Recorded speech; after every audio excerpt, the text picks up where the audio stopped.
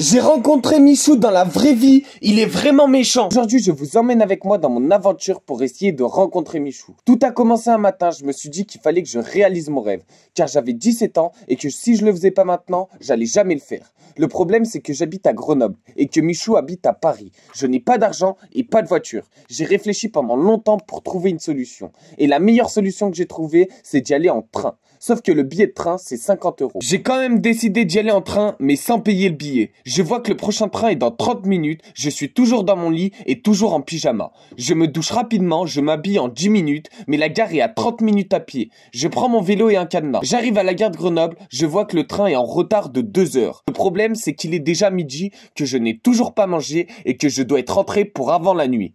Car sinon, je dors dehors. Il est 14 heures, je rentre dans le train et je m'assois pour Paris. Et là, je vois les contrôleurs. Je me souviens que j'avais pas payé le billet, donc j'ai peur. Je me décide donc d'aller me cacher dans les toilettes du train. Je ferme le verrou et là, je vois les contrôleurs qui passent à côté des toilettes du train. Ils essayent d'ouvrir les toilettes, ils voient que c'est fermé. Je me dis que c'est fini pour moi. Ils vont attendre que je sorte pour me mettre une amende. Finalement, ils ont pas insisté et ils sont partis. J'ai eu très peur. Sauf que les problèmes étaient pas finis. Ils venaient tout juste de commencer. J'étais dans les toilettes, elles étaient toutes petites et sales. Mais c'était soit je restais dans les toilettes, soit j'avais une amende. Du coup, j'ai passé 3h45 dans les toilettes du train. Le train arrive à Paris, je suis trop content, j'ai pas eu d'amende. Mais je me rends compte que je ne sais pas où habite Michou, où est Michou et comment le trouver. Je perds pas espoir et je me dis que je vais me rendre à Webedia. J'allume mon téléphone, je vais sur Google Maps et je vois qu'il me reste un trajet de 2 heures de marche. Durant mon trajet, je vois qu'un groupe de jeunes d'environ 14 ans s'approche vers moi et je comprends très vite qu'ils veulent me voler mon téléphone. Je leur explique d'où je viens, que mon but c'est de réaliser mon rêve, c'est de rencontrer Michou. Et donc ils m'aident car ils avaient une trottinette électrique. Je monte sur leur trottinette électrique et finalement j'en ai eu pour 1 heure de trajet.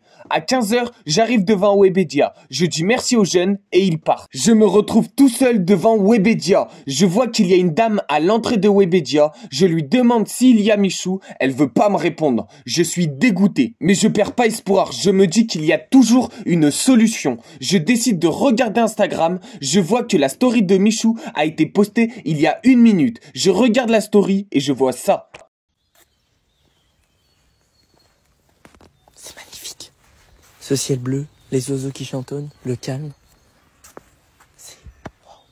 Je me rends compte que Michou est en train de se balader dans Paris. Je décide de partir à sa recherche. Sauf que Paris, c'est la plus grande ville de France. Et que moi, j'habite pas à Paris, donc je ne connais pas très bien cette ville. Durant ma recherche de Michou, je vois un groupe de jeunes d'environ 10 ans qui sont tout contents. Je leur demande pourquoi ils sont aussi contents. Ils me disent qu'ils viennent de rencontrer Michou. Je reprends espoir et je me dis que c'est pas fini. Je leur demande où est-ce qu'ils ont vu Michou. Ils m'ont dit que c'est à 15 minutes de marche d'ici. Je m'y rends. 15 minutes plus tard, je m'y rends et j'y vois personne. Je me dis que c'est normal, que Michou doit être déjà parti. Sauf qu'il est déjà 17h15 et j'ai déjà très faim. Donc je décide de trouver un moyen pour manger. Je vois une vieille dame, je lui demande si elle a quelque chose à manger et je lui explique tout mon trajet. Elle me dit que j'ai été très courageux de faire ça et elle me donne 10 € pour que j'aille acheter à manger. Sauf que je suis à un endroit que je ne connais pas et je sais pas où est la supérette la plus proche.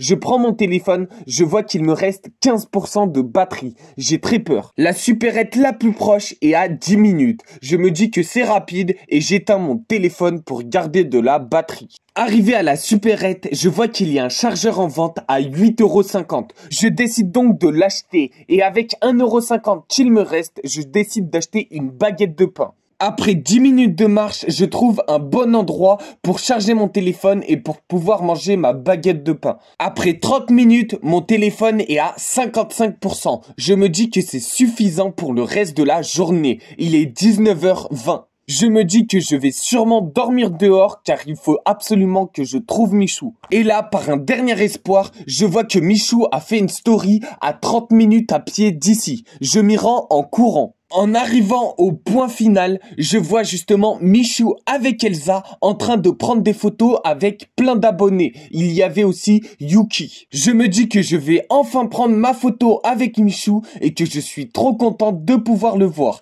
Il est 20h. Sauf qu'à ce moment-là, je reçois un appel de mon papa. Et oui, il me demande où je suis car je ne lui avais pas dit que je partais à Paris. Je lui explique que je suis à Paris pour réaliser mon rêve. Il m'engueule très fort car il s'est beaucoup inquiété. Le temps que je sois au téléphone avec mon papa, je vois que Michou est déjà parti. Je ne sais pas où il est parti. J'envoie un message à ma maman pour lui dire qu'elle ne s'inquiète pas, que je rentre demain. Je décide donc de dormir dehors et de retenter la nouvelle le lendemain. Le lendemain, après avoir dormi 5 heures sur un banc, j'étais fatigué et j'avais mal au dos. Mais je suis toujours autant déterminé pour prendre ma photo avec Michou et lui parler. À ce moment-là, je me demande si c'est encore possible que je rencontre Michou. Mais je perds pas espoir. Je me dis que j'ai encore 10 heures pour rencontrer Michou et que j'ai large le temps devant moi. Je décide donc de faire un tweet sur Twitter en identifiant Michou pour lui demander où il est et je lui explique la situation. Bien sûr, Michou a énormément de demandes, donc il a pas vu mon message. Il est 6 heures, je décide de me rendre à Webedia. J'attends pendant 2 heures l'arrivée de Michou à Webedia. Je vois des TikTokers très connus, je leur demande s'ils ont vu Michou, ils me disent que non. Je perds pas espoir, je regarde Instagram pour savoir s'il a mis une story, pour savoir où il est. De là, je vois qu'il est dans un Uber. Je me dis que je vais sûrement voir Michou parce qu'il va arriver à Webedia. Je suis très content. Et là, je vois Inoxtag arriver à Webedia. Je lui demande une photo, je prends ma photo avec Inoxtag, je lui explique toutes mes péripéties pour arriver à Paris. Il est très choqué. Je vois ensuite Elsa arriver à Webedia. Je lui demande où est Michou. Elle me dit qu'il est parti faire une vidéo et qu'il revient dans 5 heures. Et qu'il revient chez lui et qu'il ne va pas aller à Webedia. Je perds pas espoir, j'explique toute la situation à Elsa pour savoir si elle a une solution. Elle décide d'appeler Michou. Je suis très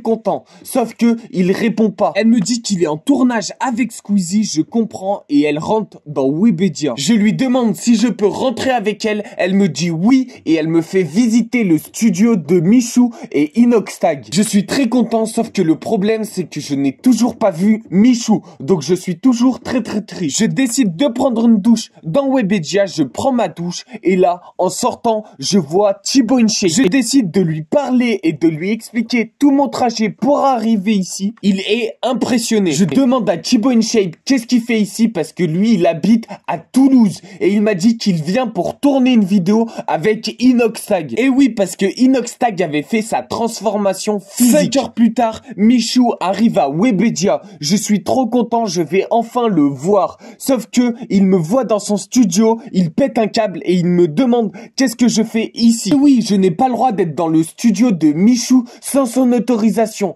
Il appelle la sécurité. La sécurité me fait partir de Webedia. Je suis devant Webedia sans photo avec Michou, mais au moins je l'aurais vu. Malgré que Michou ait pas été gentil avec moi, je suis trop content de l'avoir vu et je suis aux anges. Je décide de prendre un billet de train pour rentrer. Si tu veux d'autres histoires comme ça, n'hésite pas à liker et t'abonner avec la cloche de notification. Cette histoire est fausse, mais elle pourrait arriver. Code créateur Clamout dans la boutique d'objets Fortnite, Instagram Clamout. On se retrouve demain pour une prochaine vidéo. Like et abonne-toi.